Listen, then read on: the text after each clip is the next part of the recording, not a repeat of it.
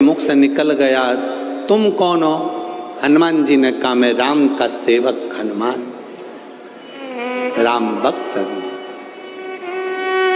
अर्जुन ने कहा, वो राम जी जिन्होंने बंदरों से पत्थर फिगवाए थे, सेतु बनवाया था, तब पार उतरे थे, और मैंने सुना बड़े वीर योद्धा थे, वो चाहते अगर मेरे जगह पर मैं होता तो पत्थर फेंकने नहीं देता, एक बाण छोड़ता, यहां से लेकर समुद्र के उस पार पुल बना देता।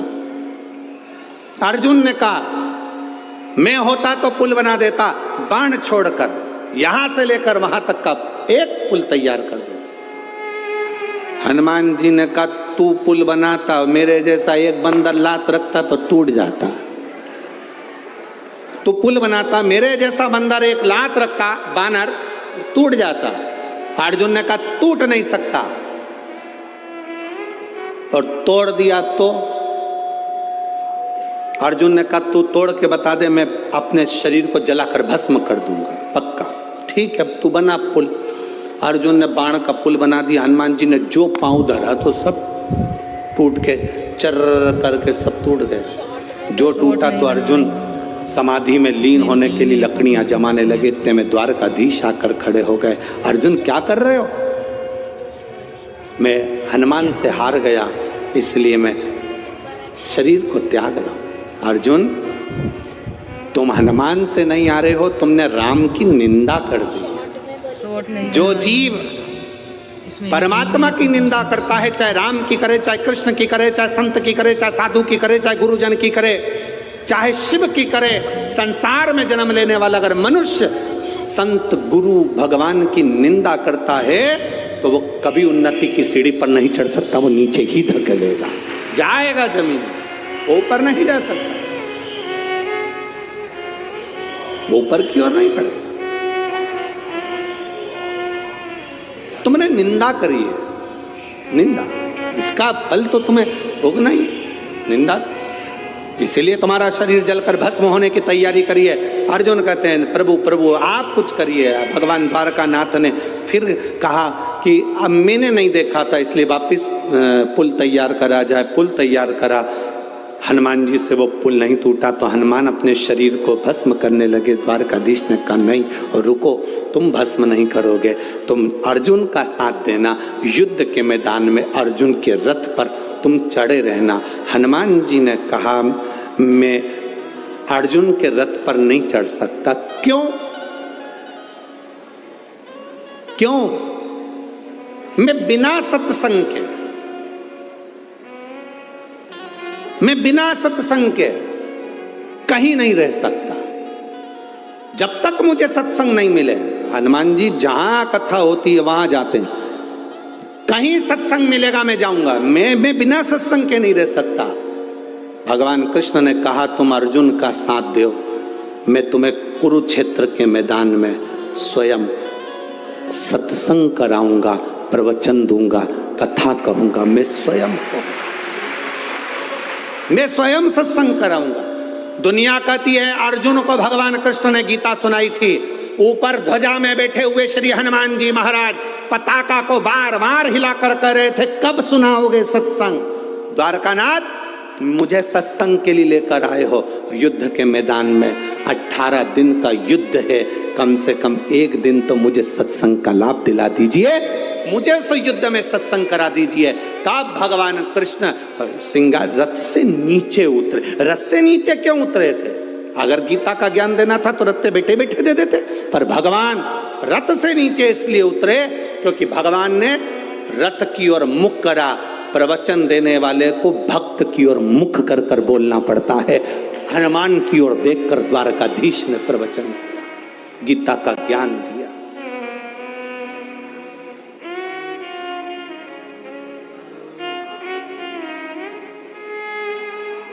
शंकर सुमन कैसे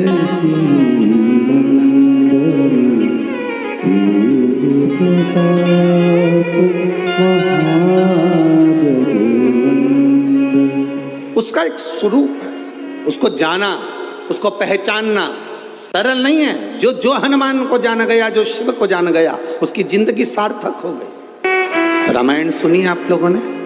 जम के बोलो जरा। रामायण पढ़ी आप लोगों ने? रामायण सीरियल देखा? रावण के यहां पर श्री हनुमान जी महाराज पहुंच गए।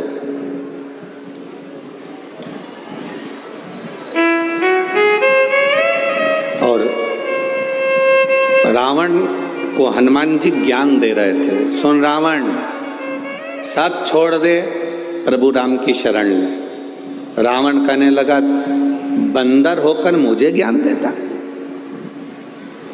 मुझे जानता नहीं है तू? बाद में हनुमान जी कहने लगे, वो तो मैं राम जी को कहकर आया था, जामंत को कहकर आया था, कुछ भी आड़ा टेढ़ा करके नहीं आऊंगा। नहीं तो मेरे जिस चरित्र को रामचरितमानस में बांचा गया है उसका नाम है सुंदर। जम के बोलो जरा, सुंदर कांड। तो हनुमान जी बोले, मैं 2 मिनट में कांड करूंगा और चले जाऊंगा। 2 मिनट लगेगा, इससे ज्यादा नहीं लगेगा। पर मैं यहाँ केवल आया हूं, तुझे समझा रहा हूं, तू समझ जा। समझ गया तो तेरी जिंदगी सार्थक, नहीं समझे तो बात दूसरी। तो अगर नहीं समझा तो तेरे ऊपर निर्भर। और मैं तो समझाने का काम है मेरा। मैं जो तुझे समझा रहा हूं वो तू समझ जा, तो समझ।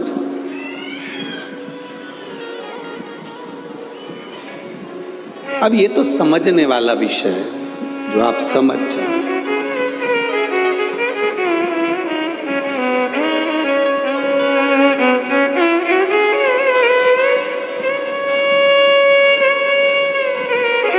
और जो एक बार संत से, साधु से, गुरुजन से, ब्राह्मण जन से, तपस्वी जन से, माता पिता से जो एक बार समझ जाता है, वो जिंदगी में फिर कभी उलझता नहीं है, वो सुलझ कर चलता है।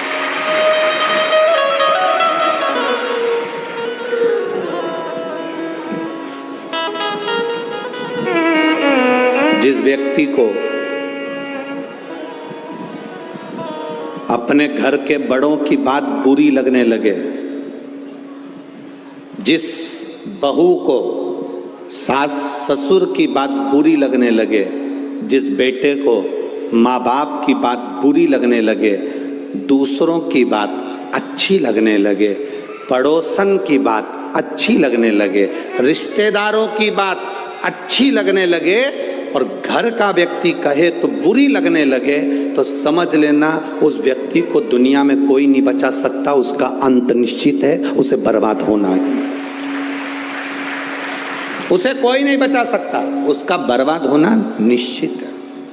आपको अगर अपने घर के लोगों की बात बुरी लग रही है और दोस्तों की बात अच्छी लग रही है, रिश्तेदारों की बात अच्छी लग रही है, परिवार वालों की बात अच्छी लग रही है, और अपने परिवार के लोगों की बात बुरी लग रही है, तो समझ लेना कि अब तुम्हारा समय बेकार आ गया। अपने गुरु की बात तुम्हें बुरी लगे और दूसरा गुरु कहे तो अच्छी लगे, तो समझ लो कि तुम्हारा समय बेकार आ गया।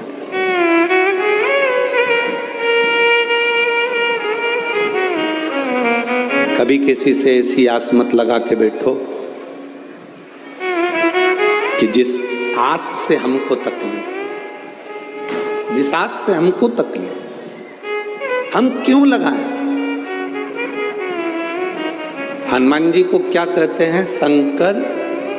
ये शिव महापुराण जो हो रही है ददरुआ धाम सरकार के इस पवित्र प्रांगण के अंदर, श्री हनुमंत लाल जी के इस पवित्र मंदिर प्रांगण के अंदर जो ये शिव पुराण की कथा हो रही है, इसका नाम है शंकर सुमन।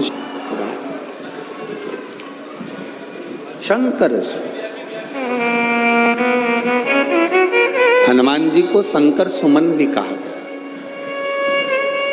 सुमन की मतलब क्या होता है? लोग उसे पुष्प भी कहते हैं।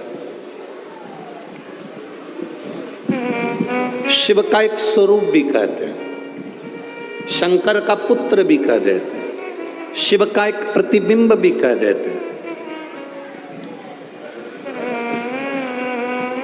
माता अंजना देवी ने जब भगवान शंकर की आराधना करी थी, शिवलिंग की पार्थिव लिंग का निर्माण करती, पूजन करती माता अंजना, उनके साथ में केसरी बाबा भी पूजन करने बैठे। गौतम ऋषि के कहने पर उन्होंने पूजन करी थी, गौतम बाबा के। जब माता अंजना जी के गर्भ से संतान नहीं हुई, बहुत समय निकल गया, बहुत समय, संतान का सुख नहीं हुआ, तब उन्होंने गौतम बाबा से कहा, पिताजी मेरी संतान नहीं है, मैं क्या करूं? पिताजी ने कहा, पार्थिव शिवलिंग का पूजन करो, उसका अभिषेक करो, तुम्हारे यहां संतान हो।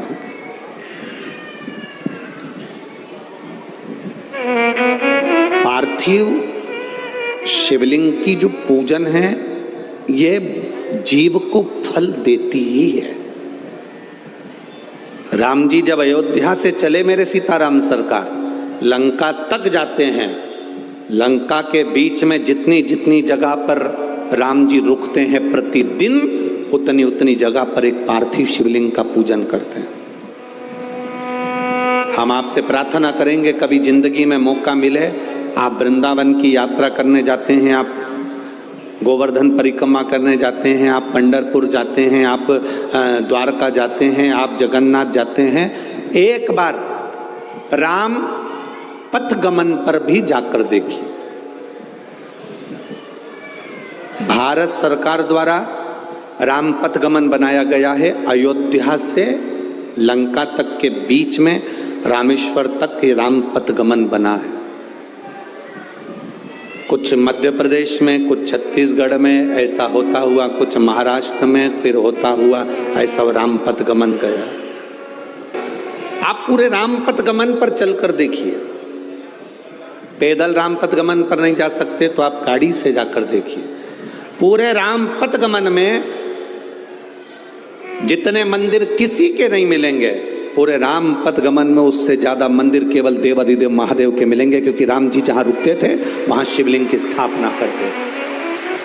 मेरे राम जी जहां रुकते थे वहां एक पार्थिव शिवलिंग का निर्माण करते थे और उसका पूजन करते थे। मेरे राम जी का नियम था, दशरथ जी का नियम था, एक पार्थिव शिवलिंग का निर्माण करना, उसकी पूजन करना।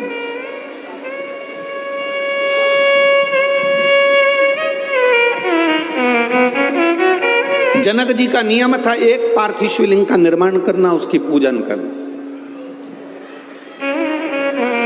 हम आपसे कहेंगे, इस ददरउआ धाम की पवित्र भूमि से आपसे निवेदन करेंगे, जिंदगी में जब दुख की घड़ी बहुत घेर रही हो, तब एक पार्थिव शिवलिंग का निर्माण आपको भी कर कर उसकी पूजन करना चाहिए। आप कहीं मिट्टी लेने नहीं जा सकते, में जो मिट्टी हो उसी को ऊंचा उठाकर, उसी के ऊपर जल चढ़ाकर, उसी की पूजन कर कर उसी का विसर्जन कर दो और बाबा से प्रार्थना कर दो, बाबा मेरे दुख की ये घड़ी है, इसको तू संभाल लेना, तू जान लेना। ये उसके ऊपर छोड़।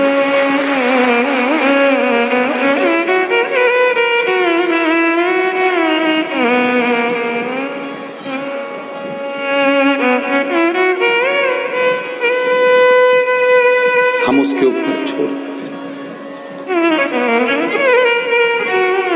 पूरे राम पदगमन में शिव जी के मंदिर मिलेंगे, पूरे राम पदगमन में पार्थिव शिवलिंग का निर्माण मेरे राम जी ने किया है।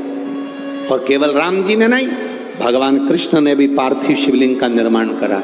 जब उनके घर में संतान नहीं हुई, 16,108 रानी पटरानी भगवान कृष्ण की, और संतान का सुख नहीं हुआ, गर्गाचार्य बाबा को द्वारका बुलाया गया।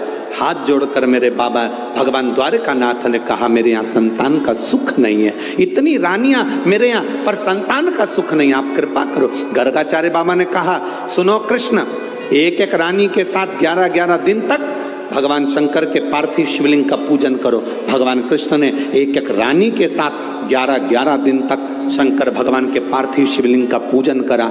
शिव जी ने प्रकट होकर भगवान कृष्ण से कहा, मांगो क्या चाहिए। भगवान कृष्ण कहते हैं, मेरे यहाँ संतान नहीं। भगवान शंकर ने कहा, एक एक रानी के साथ 11-11 दिन तक बैठकर तुमने मेरा अभिषेक करा है, मैं तुम्हें वर देता हूं, तुम्हारी एक एक रानी से 11-11 संतान होगी। 10 पुत्र 1 पुत्री, 1,77,186 जो संतान का जन्म हुआ वो शिव कृपा से। पार्थिव लिंग पूजन का हमारे यहाँ पर बड़ा बहुत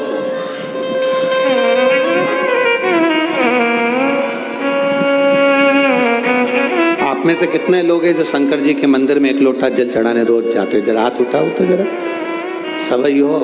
हाँ धर लो वापिस धर लो। भगवान भला करे, कृपा करे, जाना चाहिए। सारी समस्या का हल बोल बम का नारा है। इतना धीमो बोलोगे तो कल्याण तुम्हारा है। अच्छे से बोलो, बोल बम का नारा है। बोल दद्रवा धाम सरकार की। शिव तत्व की प्राप्ति का सुख होना चाहिए। और जितना आप भगवान की शरणागति का सुख हम आपका विश्वास इतना दृढ़ होना चाहिए कि आप उस दृढ़ता पर टिके रहे। महाराज जी ददरउआ धाम सरकार, महाराज जी को तो शायद ज्ञात नहीं होगा इस चीज का, पर मैं आपको निवेदन करना चाहूंगा। महाराज जी उज्जैन में मिलना हुआ था। उज्जैन वाले महाराज भी यहाँ पर बैठे हुए हैं। उज्जैन में जहाँ अपन, हाँ पीछे आपके बैठे हुए, और वहाँ पर हमारा जाना हुआ। महाराज जी ने कितना बड़ा फोटो था, अच्छा बहुत बड़ा फोटो श्री डॉक्टर हनुमान जी का, वो हमको दिया। अब आप देखिए कृपा क्या होती है, महादेव की कृपा क्या होती है, बालाजी सरकार की देखिए। अब बड़ा सारा फोटो दे दिया। हमारे एक यजमान है मांगलिया के मंत्री परिवार, उनका ड्राइवर। हमारे जो कई लोग पूछते हैं गुरुजी ये भक्त लोग संतों के लिए, गुरुओं के लिए अपनी गाड़ियां क्यों लगा देते? जब कोई उत्सव होता है, फंक्शन होता है, तो जो सेठों होते हैं ना, जैसे महाराज जी के भी बहुत शिष्य हैं, ऐसे शिष्य उन क्या कहते हैं, गुरुजी आपके कार्यक्रम है, हमारी गाड़ी लगेगी, संतों को लाना ले जाना, किसी को जाना आने के लिए हम अपनी गाड़ी लगा देते। किसी ने पूछा सेठ लोग गुरुओं के आगे, ऐसे हमारे भी कई भक्त लोग हैं, जैसे देवास वाला वरुण है, मंत्री परिवार, ऐसे वो जब भी कोई बड़ा आयोजन होता है तो अपनी अपनी गाड़ियां भेज देते हैं, ड्राइवर भेज देते हैं। तो किसी ने पूछा ये ड्राइवर गाड़ी क्यों भेजते हैं? हमने कहा वो गाड़ी इसलिए भेजते हैं क्योंकि उनकी जिंदगी की गाड़ी अच्छी चलती रहे। इसलिए भक्त जो होते हैं ना, अपने गुरु के दरवाजे पर गाड़ी ले जाके खड़ी कर देते हैं। 5 दिन का कार्यक्रम है गुरुजी, हमारी गाड़ियां यहाँ लगी रहेगी, आज ड्राइवर रहेगा, हमारा डीजल डला रहेगा, आपके भक्त आराम से जाए आए, सेवा लगे, आपकी ये गाड़ी चलती रहेगी तो हमारी जिंदगी की गाड़ी भी चलती रहे। तो मांगलिया के, इंदौर के पास मांगलिया है, मांगलिया के मंत्री परिवार का ड्राइवर सेवा में लगा हुआ था। उज्जैन की कथा थी, स्वामी जी के यहाँ पर जाना हुआ। अब हमारा 5-7 दिन की कथा पूरी हो गई, हमारा जाने का समय।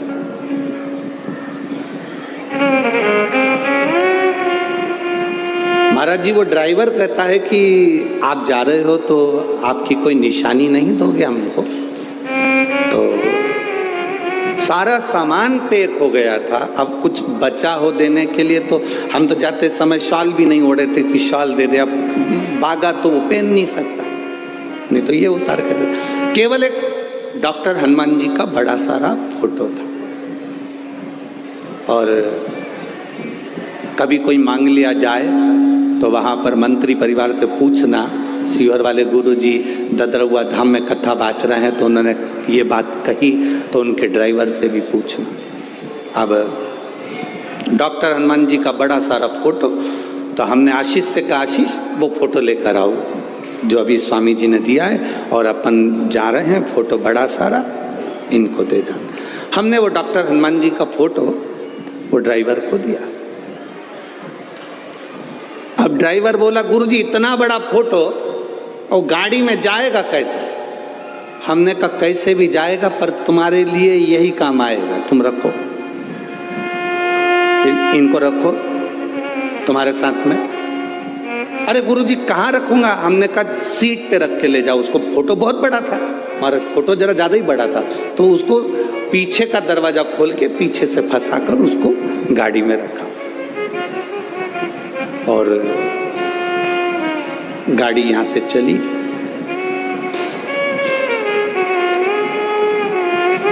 मांगलिया पहुंचने वाली थी, उसके पहले उस व्यक्ति को अटैक आ गया गाड़ी चलाते चलाते। महाराज आप पूछना अगर आपके कोई परिचित मांगलिया में तो उसको अटैक आ गया। अटैक इतना भयंकर था कि ब्रेन हेमरेज हो गया, शरीर की नसें बंद हो गई, लकवा जैसा हो गया। वो गाड़ी पेड़ के पास में जाकर खड़ी हो गई, रुक गई।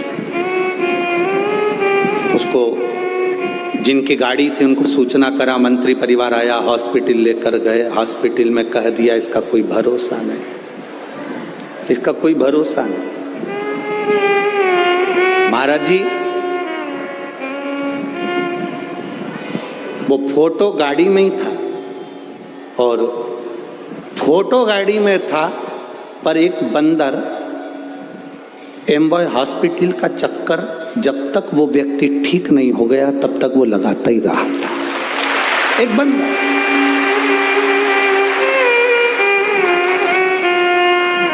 जब वो व्यक्ति की सांस वापिस आई और सब हाथ पैर काम करना ठीक चालू हुआ तो हमने उनसे, उसने फोन पर बात करी और कहा गुरुजी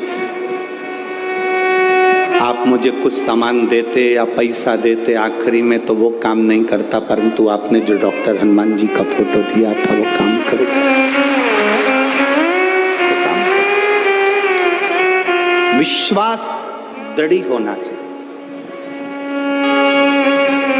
हमारा भरोसा टूट जाता है, हम कह देते हैं अरे क्यों चिंता करते हो, क्या होगा क्या होगा। उस पर भरोसा तो रखो जिसके बल पर आए हो।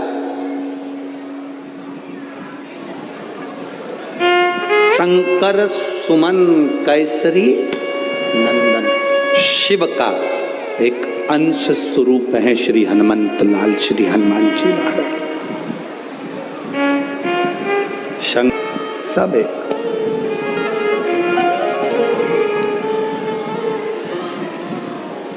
सब एक।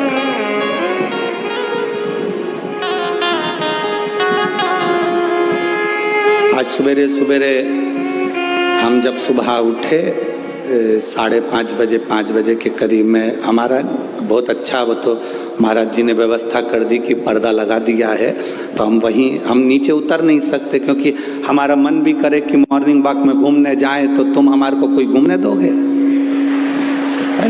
तो वो तो महाराज जी की बड़ी कृपा है, तो उन्होंने पर्दा लगा दिया, तो हम वहीं घूम लेते हैं सुबह के टाइम पर। तो माताएं आपस में बात कर रही थी, अरे जिज्जी, अरे ओ, अब उनकी भाषा में जो बोल रही हो, तो अच्छी बड़ी बड़ी लोंग थी उनकी और बड़ी बात। अब वो कपड़ा उस पर डाल रही थी सुखाते सुखाते, तो वो बात करते करते बोली गई, एक बात तो बता, जा सियोर वाला महाराज के, हाँ सियोर वाला महाराज के वे के नहीं के वे कि लोटा भर के जल महादेव के चढ़ाओ, सारा देवता उनके मिल जाए। तो ऐसा कहीं होए? ऐसा कहीं होए? तो अब मैं क्यों जिज्जी, अरे ओ भिंड की जिज्जियां। अब सियोर वाला महाराज के कि जल चढ़ाओ सारा देवता उनके मिल जाए, तो माली जो होता है ना पेड़ में पानी देने वाला, पत्ते को अलग से पानी देता है क्या? जम के तो बोलो जरा। डाली को अलग से पानी देता है क्या? फल को अलग से पानी देता है क्या?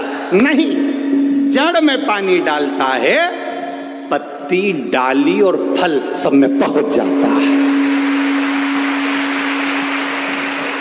अब तुम्हारे भिंड में ऐसा होता हो, अलग अलग पत्ती को पानी देना है, डाली को पानी देना हो, और मालूम पड़े फल को पानी देना हो, तो बात दूसरी। पर शिव महापुराण की कथा कहती है तुझ में रब दिखता है, यारा मैं क्या करूं, एक में सब दिखता है, यारा मैं क्या करूं। एक में सब समा, एक में सब है। हम जड़ में पानी दे रहे हैं तो पत्ते में भी पहुंचा है, हमने जड़ में पानी दिया तो वो फल में भी पहुंचा। हमने महादेव को पानी दिया, शिव जी को जल चढ़ाया तो वो 33 कोटि देवी देवताओं को अपने आप पहुंच जाता है। शिव को चढ़ाओ। अड़भंगा है मेरा महादेव, शिव अड़भंगा है।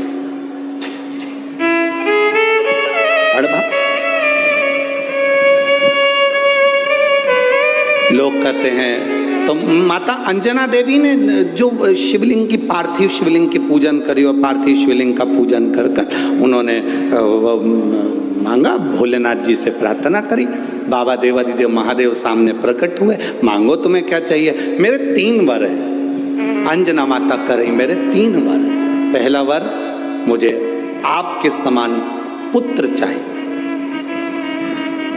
शिव जी ने कहा मेरे समान कहां ढूंढने जाऊंगा, मैं ही तेरे घर में आ जाऊंगा। कहां ढूंढने? शंकर भगवान बोले मैं कहां मेरे समान ढूंढने जाऊंगा, मैं खुद तेरे यहां आऊंगा। कहां ढूंढने?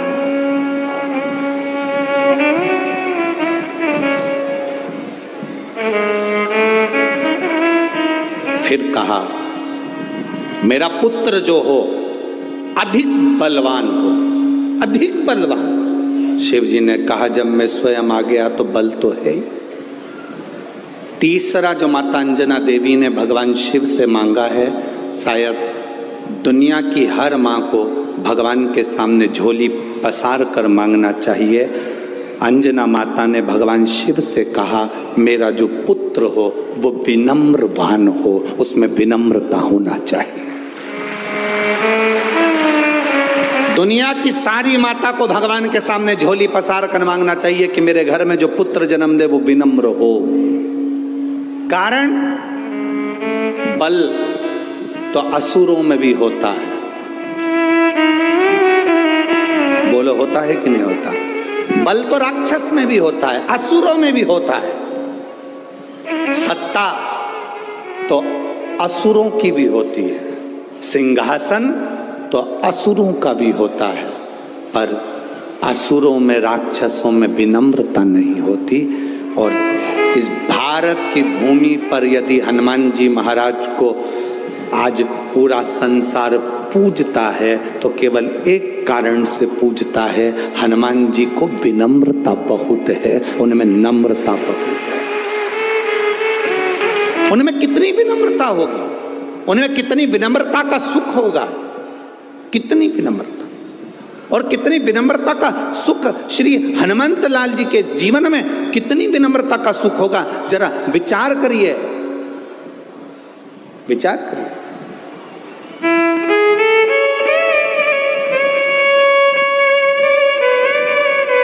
अब किसी ने कहा हनुमान जी में विनम्रता कहाँ दिखी, तो हम कहते हैं जिस समय पर सीता जी का पता लगाने के लिए जा रहे थे, जब माँ जानकी जी का पता लगाने चले तो हनुमान जी को क्या कहते हैं, अष्ट सिद्धि नव निधि के दाता असबर दीन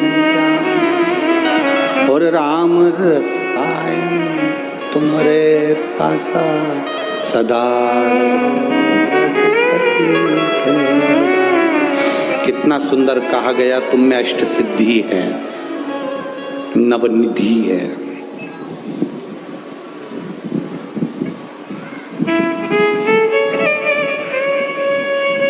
कितनी, जम के बोलिए जरा, अष्ट सिद्धि नवनिधि कितने हो गए दोनों मिला के? बोलो बोलो, जम के बोलो जरा। 17। हनुमान जी से कहा ये अष्ट सिद्धि। माता जानकी से जब मिलने गए थे तो माता जानकी ने हनुमान जी को कहा था मैं तुम्हें क्या वर दूं, अष्ट सिद्धि देती हूं, नौ निधि देती हूं। सीता जी कह रही हैं मैं तुम्हें अष्ट सिद्धि देती हूं, नौ निधि देती हूं। हनुमान जी ने कहा ये 17 लफड़े मेरी जिंदगी में मत बाढ़। कितने लफड़े? 17। आप लोग जब आपस में बात करते हो ना, तो बात बात में बहुत सारे लोग कह देते अरे बहुत 17 लफड़े जिंदगी के चल रहे हैं। कोई पूछे तुमसे 17 लफड़े कौन से? ये वही हैं, अष्ट सिद्धि नवनिधि है। ये 17 लफड़े जिंदगी में चलते ही रहते हैं। नहीं चाहिए। विनम्रता देखिए श्री हनुमान जी महाराज की। उनको शंकर सुमन क्यों कहते हैं? माता अंजना ने मांगा, मां अंजना देवी ने कहा कि मेरे को वर देना, मेरा बेटा जो हो वो विनम्र हो। शंकर जी कहते हैं विनम्रता किस लिए? तो अंजना माता कहती हैं बलवान व्यक्ति, वीर व्यक्ति, सिंहासन पर बैठने वाला व्यक्ति, राजसी ठाट में रहने वाला व्यक्ति एक दिन मरकर चला जाता है। मरकर चले गया तो 2 साल, 4 साल, 6 साल, 8 साल उसको लोग पूजते हैं, उसके बाद कोई नहीं पूछता। पर कोई विनम्र व्यक्ति है, अगर चला जाता है तो मरने के बाद भी पूजाता रहता है, उसकी विनम्रता के बाद। हनुमान जी को शंकर सुमन कहा गया क्योंकि विनम्रता का लक्षण श्री हनुमंत लाल जी के पास विनम्रता था। कितनी विनम्रता! जरा देखिए हनुमान जी की विनम्रता। शंकर सुमन क्यों कहते हैं हनुमान जी को? उनकी विनम्रता देखिए।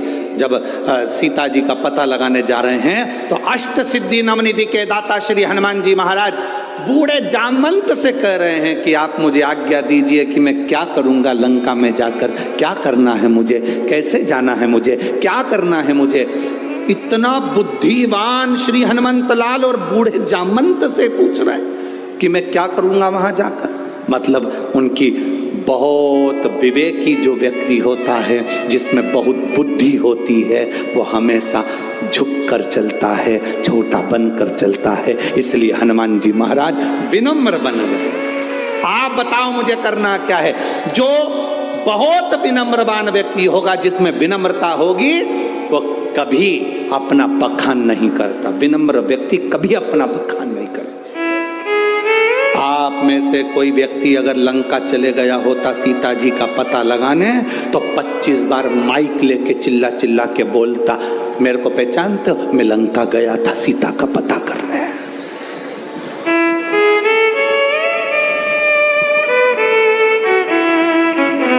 आप और हम में से कोई भी अगर सीता जी का पता लगाने चले गया होता तो 50 बार चिल्ला चिल्ला कर कहता, मैंने सीता जी का पता लगाया, मैं लंका में आग लगा कर आया, मैंने ये करा, मैंने वो करा। पूरा अखबार भरा गया होता, पूरी सोशल मीडिया भरा गई होती कि तुमने ये करा। पर हनुमान जी ने, जब राम जी ने पूछा हनुमान से, हनुमान सीता का तूने लगाया? हनुमान जी बोले नहीं प्रभु, मैंने नहीं लगाया। जामवंत पास में खड़े थे, उनने कहा इसी ने लगाया। राम जी ने पूछा हनुमान पता तूने लगाया? हनुमान जी बोले नहीं प्रभु, मैंने नहीं लगाया। जामवंत पास में खड़े तो ने कहा इसी ने लगाया। फिर राम जी ने पूछा हनुमान तू लंका गया था? हनुमान जी बोले नहीं गया। इतने में जामवंत पास में खड़ा था, यही गया था। फिर राम जी ने पूछा हनुमान लंका में आग तूने लगाई? हनुमान जी बोले मैंने नहीं लगाई। इतने में जामवंत में ही खड़ा था, इसी ने लगाई, इसी ने लगाई। इतने में राम जी बोले हनुमान सीता का दर्शन तूने किया? हनुमान जी बोले मैंने नहीं किया। इतने में जामवंत बोला इसी ने किया। अब इन दोनों के झगड़े में राम जी को गुस्सा आ गया। राम जी को गुस्सा आ गया तो तूने नहीं करा तो क्या मैंने करा? इतने में हनुमान जी बोले बस आपने किया है, मैं तो निमित्त था, बस केवल निमित्त। जो कर रहे थे आप कर रहे थे। लंका गए आप, भेजा मुझे आपने, दर्शन किया आपने, आग लगाई आपने, मैं तो केवल निमित्त था। आज आपने सत्य कह दिया, क्या मैंने करा? बिल्कुल सत्य है, आपने किया। करते हो मेरे बाबा, मेरा नाम और प्रभु आपकी कृपा से सब। शंकर सुमन का मतलब शिव विनम्रता दे दें, शिव विनम्रता दे दें, ये शंकर सुमन का लक्षण है। विनम्रता, कितनी विनम्रता श्री हनुमान जी महाराज में होगी, जरा विचार करिए। चढ़े कितना बल है हनुमान जी महाराज में। जिस पत्थर पर लात रखा वो पत्थर नीचे दब गया, जिस पत्थर पर लात रखा वो पत्थर नीचे दब गया, पत्थर दब गया नीचे, पत्थर नीचे।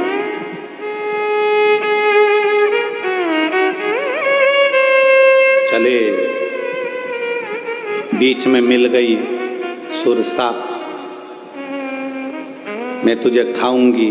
हनुमान जी बोले देख मेरे पास में टाइम नहीं है री।